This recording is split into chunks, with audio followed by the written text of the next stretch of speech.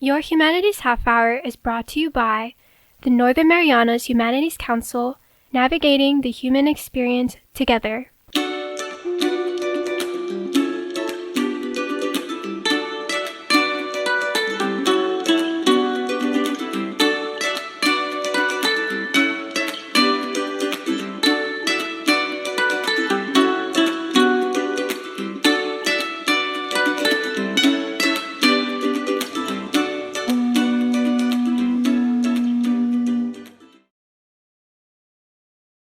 Hapade Tiro, and welcome to Your Humanities Half Hour. I'm Catherine Perry, and today we are looking back in time to the Spanish era here in the Marianas when Spain was the administrator of these islands.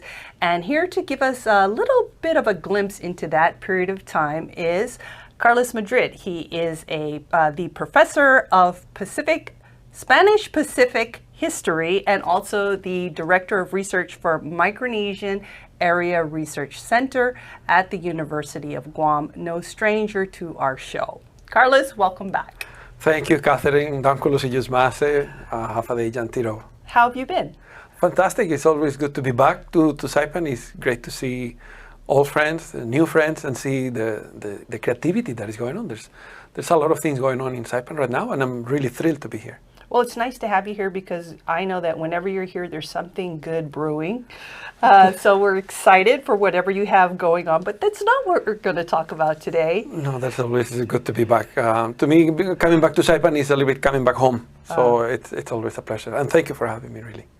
Well, I'm excited because, the Spanish administration was such a huge part of our history here in the Marianas. We still see the evidence today, but we don't really go back and talk a lot about what the times were like, what was going on, and you're the perfect person to do that. So thanks for your time. No, well, thank you. But I think you have a point. I know what you mean. And for such a long period of our history, of the history of the Mariana Islands, there's so much information to uncover, to know. And from the University of Guam and from Mark, in collaboration with CNMI partners, we're also trying to promote the idea of some kind of training for younger scholars, for local scholars, to do what I do, which is archival research, going through the documents, extracting the information that is embedded in the writings of the reports, the letters, written either in the 1600s, the 1700s, and the 1800s, just to talk about the Spanish times.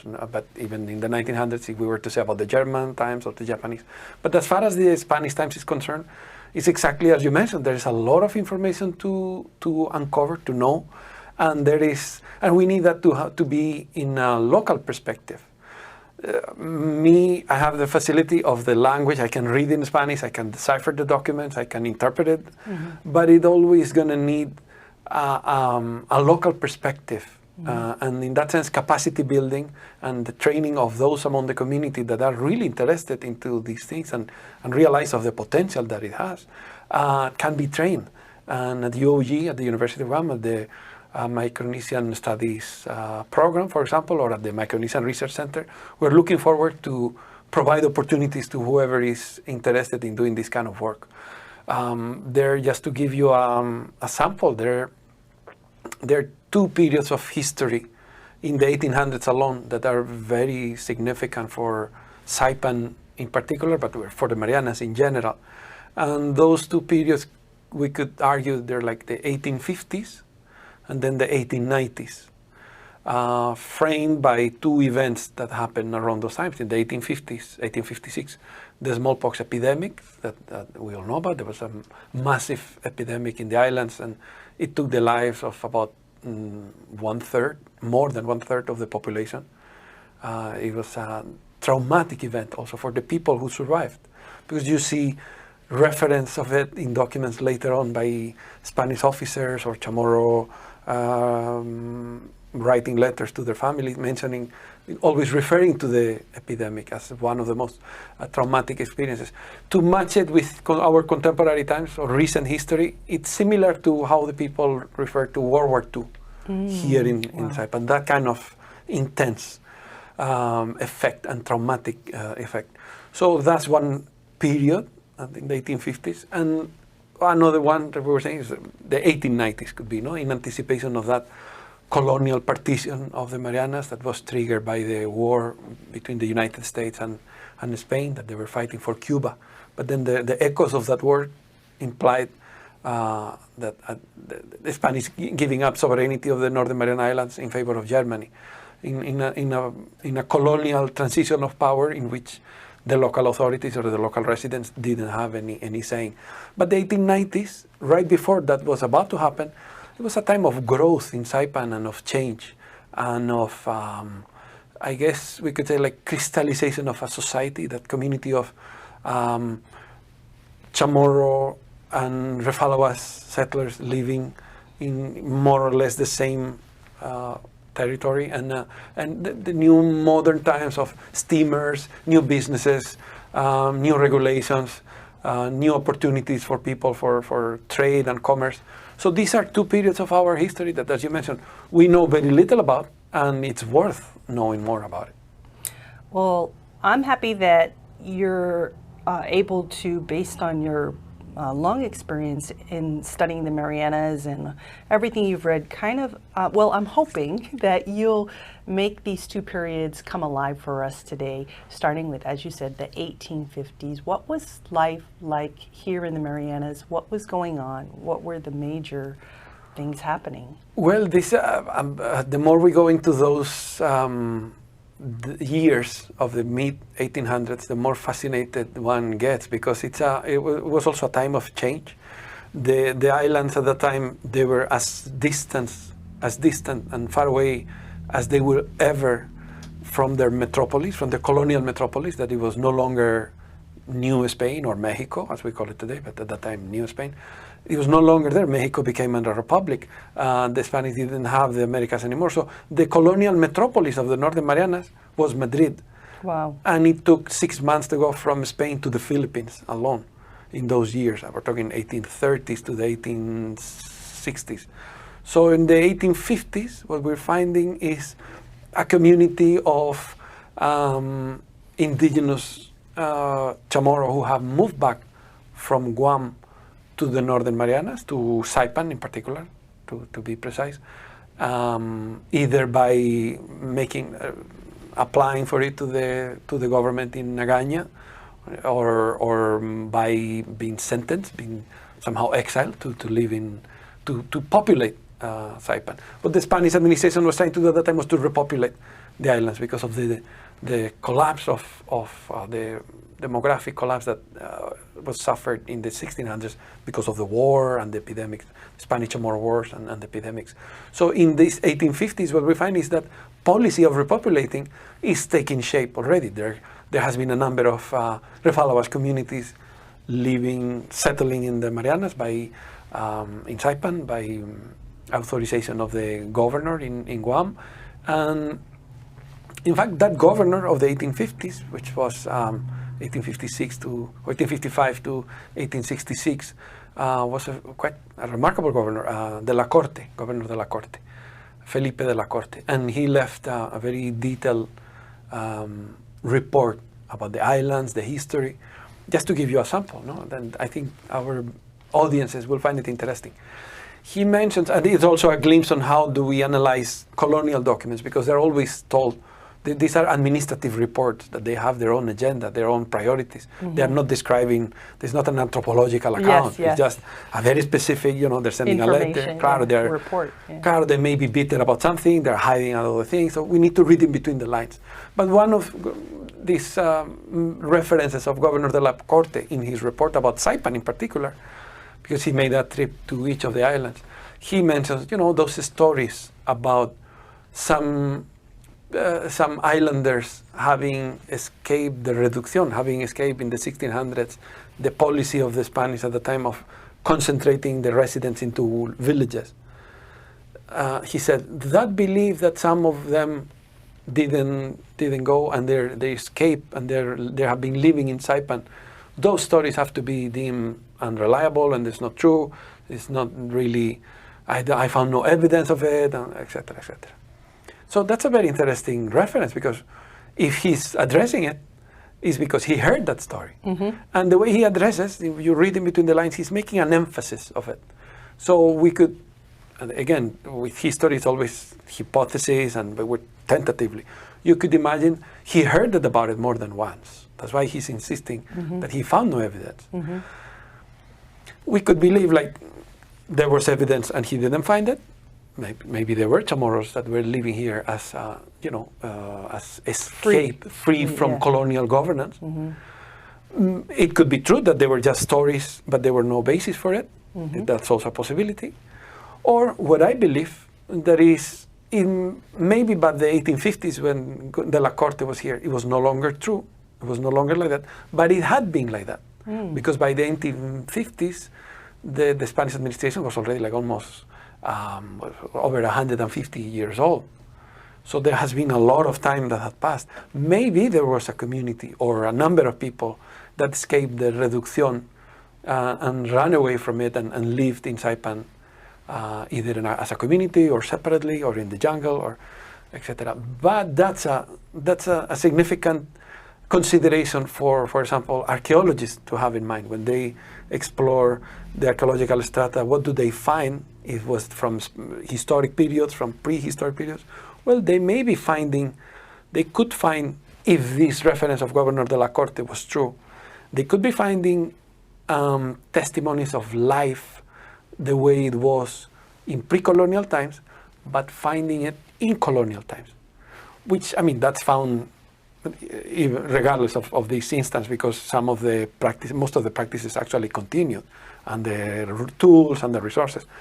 But they may be, this is one sample of those instances in which archival references can help us extract evidences of something that otherwise it will not be clear. We don't have any other knowledge of that phenomenon happening, of that, the possibility of Chamorros living in Saipan freely after the Spanish conquest.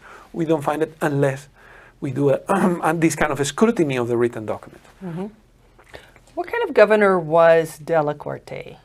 That's an interesting question, Catherine. He was quite a remarkable man. He was trained as an engineer.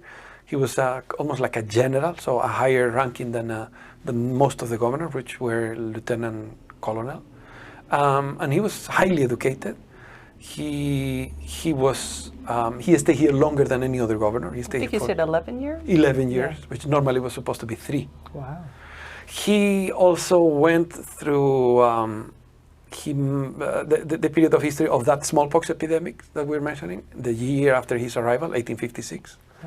And that was also a changing time for the Marianas.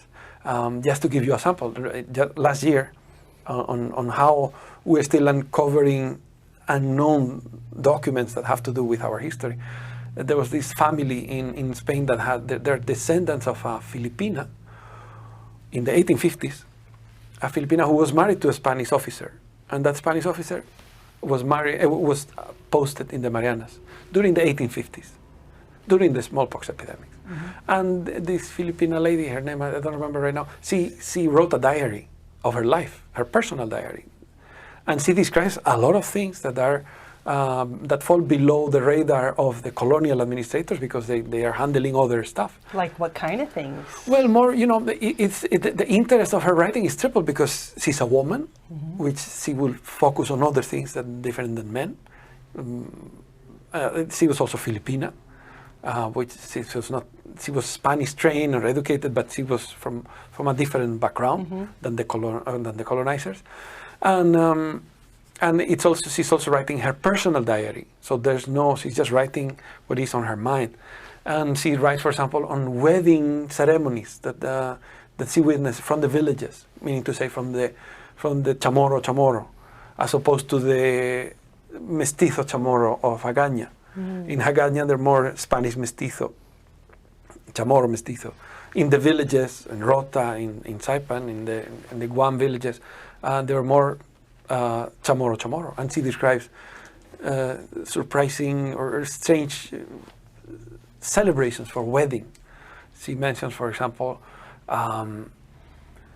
let me see if I can recall, the day before the wedding, there's like a parade of the bride of and the groom and the families parading towards the church, no, on the street. And in front of it, opening the parade, there is a character, there's someone dressed in extravagant features, like not like a monster, but like a deformed or an awkward, exaggerated, or yeah, something. I don't remember. We will have to analyze the terms. I just read it in passing, but yeah, like a scary character or a strange character. It's a person impersonating this character with a cane, and the diary says reciting verses in Chamorro, so old that nobody remembers. What do they mean, really? Wow. Yeah. So these are instances of cultural practices that are encoded in documents that, unless we're actively looking for those with a local perspective, they're going to go over our head. We're going to miss it. And so this goes to say, to somehow summarize this part of what we're trying to convey, is that they're more beyond archaeological excavations and the review of the history books. There is still, below that, there is still deep amount of information that needs to be mined out, that has to be extracted. And I know in the community here in Saipan, there's a lot of people, there's a number of people that they're interested in this, and they have been working on this for years. One that comes to mind, needs no introduction, will be Herman Leon Guerrero. He's a genealogist, and he makes extensive use of these documents, and he self-trained himself to decipher the documents, to interpret it. And he could also attest to what I say of how much information still needs to be uncovered. This Governor de la Corte is one of the instances of hardworking governor making positive improvements for the community, even in that colonial setting, because any colonial setting by definition is toxic. No, it's based on a brutal imbalance of power. But within those limits, the work of de la Corte, you could say it was really remarkable. And in fact, other documentary references to be found in archives confirm that the people of the Marianas held him in high regard still 40 years later after he left. They were still referring to him. They were still making reference to him as the, there's an idiom that is used, that is the somehow like the person who lobby for them, the person who lobby in Manila or with the Spanish, the person who lobby for the Chamorros among the Spanish was Governor de la Corte. And not all the governors were like that. It's like with the German governors or the Navy American governors, there were different. During the Spanish times, it was the same thing. There's some of the governors were incompetent, some of them were more dedicated, some of them were incompetent, more competent but not dedicated. And that showed how the Chamorro people negotiated and reacted to that pressure that it never went away. De la Corte was one of the good ones, but there were other awful governors. What are some of the major accomplishments of de la Corte's governorship? Pues, mira, that's also a great question, because one would be somehow navigating how the epidemics happen. He had to take tough decisions. For example, one of the villages of Guam, Pago, the beautiful Pago Bay, was one of the oldest villages, colonial villages in Guam. But during the epidemic, the surviving families were very few, very, very few. Most of them had died. This diary that I was just telling you, Catherine, she mentions one instance that during the epidemics, they will see, because only those who were not vaccinated were dying. The people who had been vaccinated, they were okay. So what you encounter is two societies, the ones that are okay and the others who are dying, and there's nothing nobody can do about it. And they will make the diary makes reference to children that are wandering alone on the jungle because their family has died and they're just alone and there's nobody. They find somebody, a little kid who fell into a hole and died, or died of starvation after a few days. So we're uncovering a lot of dramatic instances that we still need to study. But I'm diverging from what you were asking me. The landmarks of it, how the governor de la Corte navigated that period, that's one highlight. And to see how it also, we're hypothesizing, we're working on the idea that it may have triggered the facilitated or make it easier for people to be vaccinated. Because initially and traditionally, it was very, worldwide, people was very hesitant to be vaccinated because it's kind of counterintuitive. Like you're gonna get wound. At that time, they have to scratch in the arm and then inject with a needle or with a little knife the virus. So, it's counterintuitive. And I think this governor somehow set the foundation for the vaccine to be understood better, and for the Spanish to duplicate their efforts and to bring in the vaccine to the Marianas. Because that was also a complicated process. The vaccine had to be alive, and in fact, the vaccine only succeeded in the 1870s. Still took a while, but from then on, it caught on, and there were designated vaccinators in every village. Chamorro vaccinator that is somehow trained into conducting these vaccines. So those aspects, I think, responding to your question in this long detour, there will be like the writing of the report of the La Corte, which became a book in Spain, and his management of the epidemic, and also the policy in befriending and not antagonizing the people that he was governing, which is the Chamorro people and the people of the Mariana Islands. So I think those are the highlights of his 11-year-old term. What about public education? Did he help educate the Chamorros more than the other governors, or? Yes, actually, this is one of the most remarkable aspects of those times, and who had a long effect for the people of Saipan, Rota, Tinian, and Guam, especially in Guam. The law that made public education universal, compulsory, and free was made in Spain in the 1857. There was education since before, but it was not what we understand today, this modern sense of universal, free. Everybody gets it. Exactly, and with a curriculum. And so 1857, it applied, in those times, the Philippines, and they were considered like provinces of Spain, but in a colonial standing, which is in a subjugated standing. But being a province, that meant that the law applied for the whole nation. So in 5 years, 1863, the law for public education was implemented in the Philippines. And de la Corte, who was already serving here as governor, he implemented the law as well. So he created what we would call the public education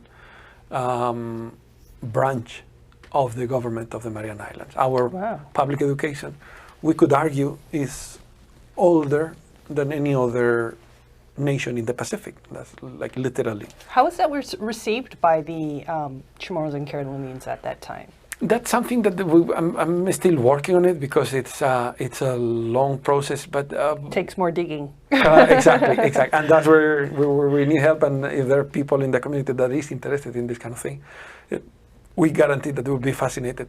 There must have been a range from, I will assume, most likely rejection. Number one, because it took the shape of an obligation that you need to take your we're talking of primary education, no? From 5 to 11, from 6 to 12, more or less, years old, and learn to read, to write, and I think in English you guys say it, integers, no? Integers. Yes. Therefore, addition, multiplication. So that's the education that it was going to be provided, along with Christian doctrine, and I think also like kind of manners, grammar, that kind of thing. And the people may have felt, if it was a law requiring, from 4 hours a day, your kid has to go to school, and must have had some resistance. But also there may have been people who realized of the advantage of learning how to read and write, or sign their names for, addressing the government, signing contracts, etc. So there must have been a range of realities from. We also know that there were people, the community, for example, in Haggadah, they were advocates for this, and they were lobbying the governor or whoever governor was, or pushing the government for improving the infrastructures, the school. Every village had a school. Garapan had one school or two schools, one for boys, one for girls. Rota had another one. In Tinian there was a little one that may have been working in, and at intervals. And in Guam, the same thing. Every village had two schools, and in Agaña there were, of course, the larger school, the San Juan de Letran school, that was for somehow more detailed education, not higher education, but a little bit higher, and also professional training. Mm. So it's a fascinating time of change for the people of the Marianas at the time. And moreover, if we keep into account that the instructors themselves were Chamorro as well. Wow. And Governor de la Corte, going back to what you mentioned, he made a reference on they should learn to read and write in Chamorro first. So he made mandatory that Chamorro, and that's when Chamorro became the widespread written language, because it was already the widespread spoken language. But yeah, those are some of the highlights, I would say. Very good. Well, we're chatting today with Carlos Madrid about a couple of periods from the Spanish administration of the Marianas, and we'll be back with more after this break.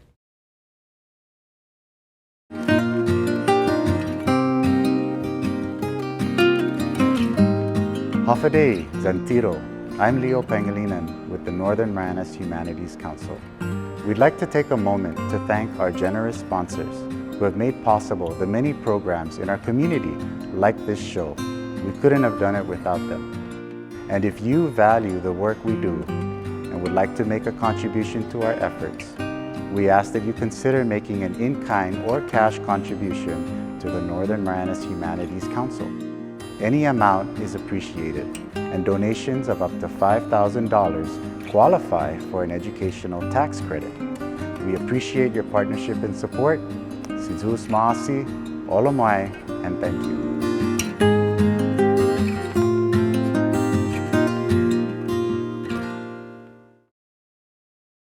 Welcome back to your Humanities Half Hour. Carlos, that was, I mean, when you look at De La Corte, he really did a lot, but a lot of the governorships or the governors were not that great. You also wanted to talk about kind of the period and what was going on in the 1890s, right? You said? Yes. What was that like? Well, it will be a completely different period.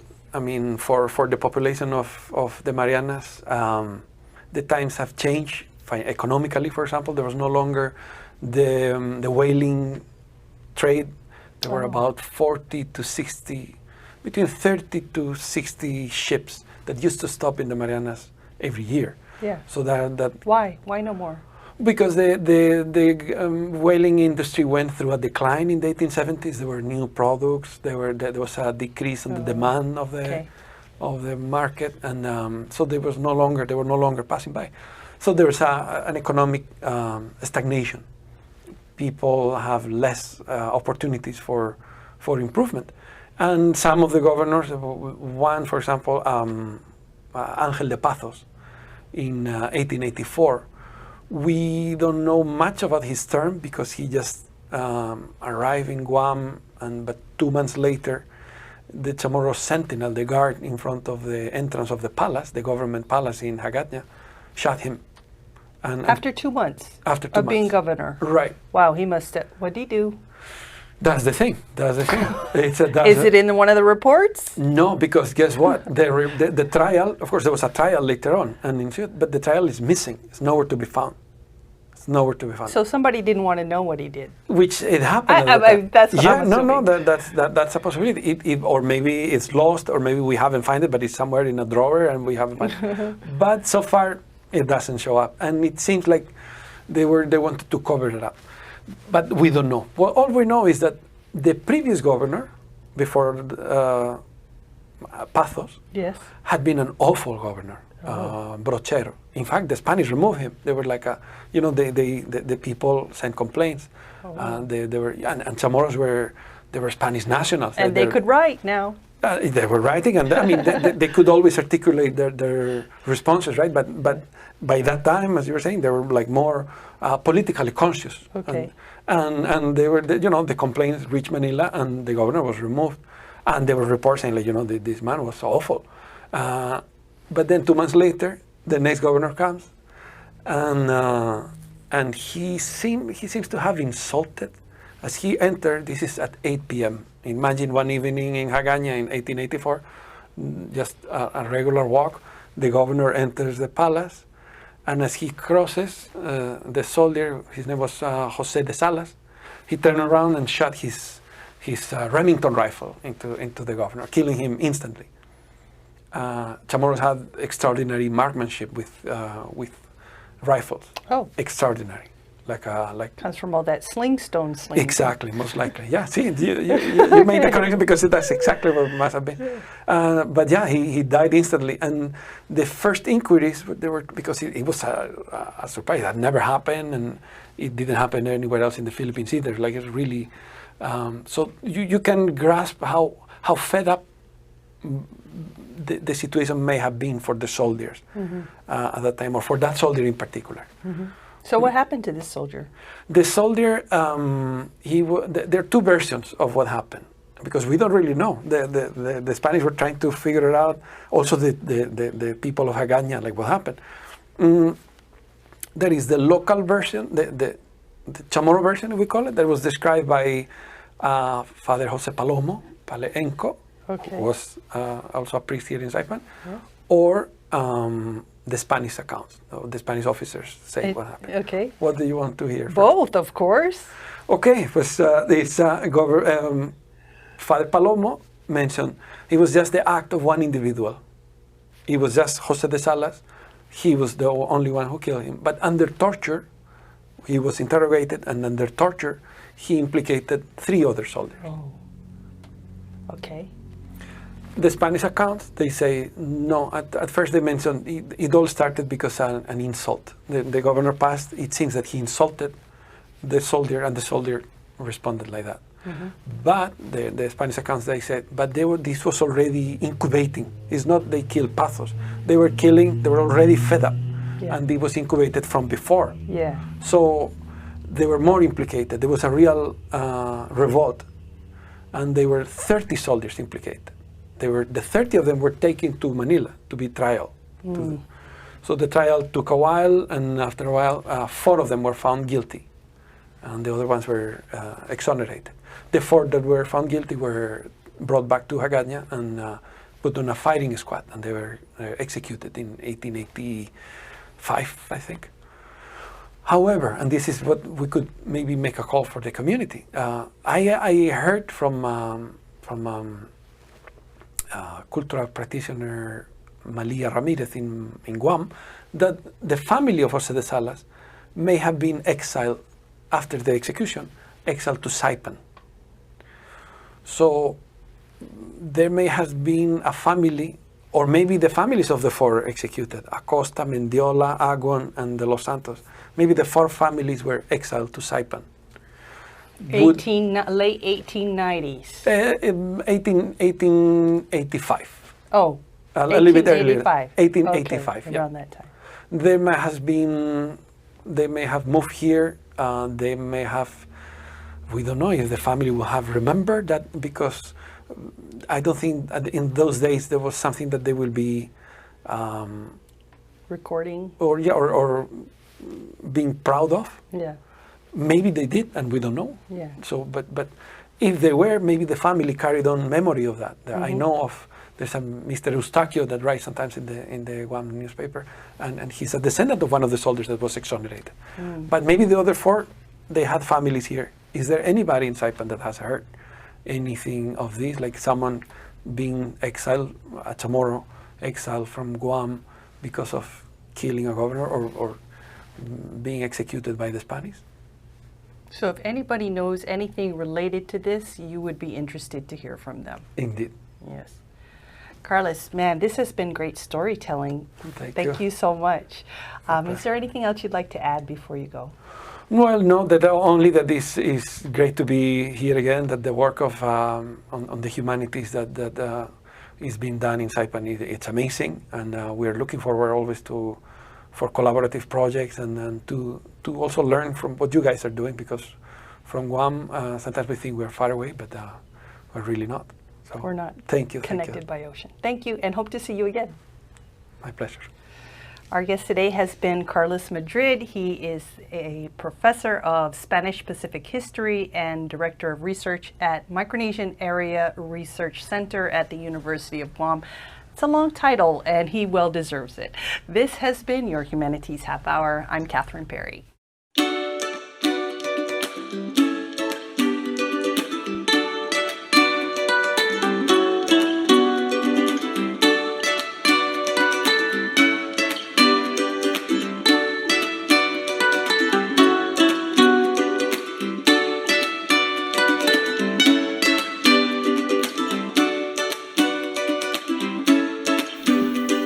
Your Humanities Half Hour has been made possible in part by a major grant from the National Endowment for the Humanities. Democracy demands wisdom. Any views, findings, conclusions, or recommendations expressed in this program do not necessarily represent those of the National Endowment for the Humanities. For more information or to share your thoughts, contact the Northern Marianas Humanities Council at nmhcouncil.org or on social media at 670 Humanities. That's 670 Humanities.